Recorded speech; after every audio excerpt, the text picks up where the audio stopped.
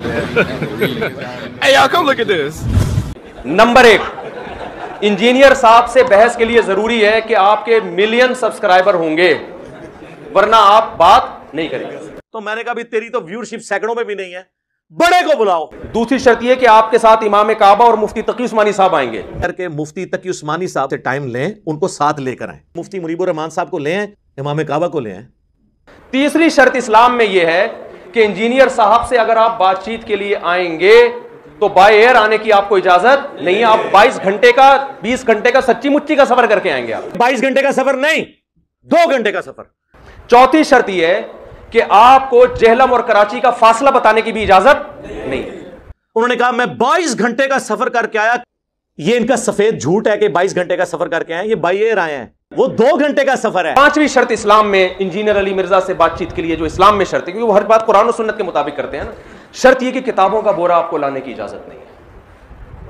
आपको किताबों का बोरा, क्योंकि इस पर भी उन्होंने मजाक उड़ाया, किताबों का बोरा क्यों लेकर आए भाई, सिर्फ एक कुरान लाने की और एक बुखारी लाने की इजाजत है। ये भी हर कुरान हदीस से दलाइल देने के लिए बोरों की जरूरत नहीं होती, ये बाबों की किताबों से हवाले देने के लिए बोरों की जरूरत होती है।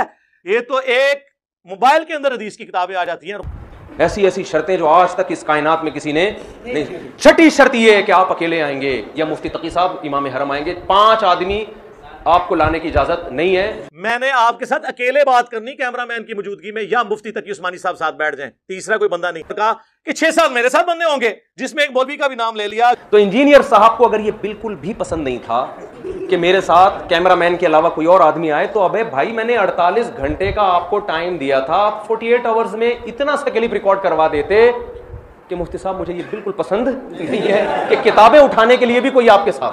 इंजीनियर साहब की तहकीक के मुताबिक कि कोई ऐसा काम आपने बिल्कुल भी नहीं करना जो इंजीनियर साहब को बिल्कुल भी पसंद ना हो। छठी बात, इंजीनियर साहब से बातचीत के लिए इस्लाम ने जो शर्त लगाई है कुरान और सुन्नत की रोशनी में, वो ये कि आपको जाना भी इतवार ही को पड़ेगा। तो इतवार का पता था तो सर इतवार को आते ना।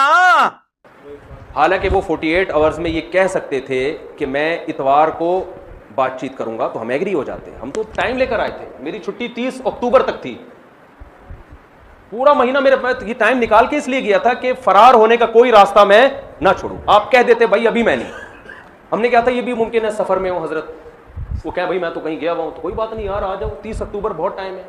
और चलो थे तो कुछ तो बोलते ना। तो ये भी शर्त है कि आप जाएं भी इतवार को, रिकॉर्डिंग भी कब होनी चाहिए, इतवार। 7वीं शर्त जो इस्लाम ने लगाई है इंजीनियर साहब से बातचीत के लिए कुरान और सुन्नत की रोशनी में, इस्लाम ये कहता है कि रात को क्लिप रिकॉर्ड करवाने की आपको इजाजत। हम डाला चोरी छुपे रात को, वो भी वीडियो रात को, वापसी में भी रात को क्लिप रिकॉर्ड करवाने की इस्लाम इजाजत। मैं उस शख्स से बात करूंगा जो दिन दहाड़े क्लिप रिकॉर्ड करवाए।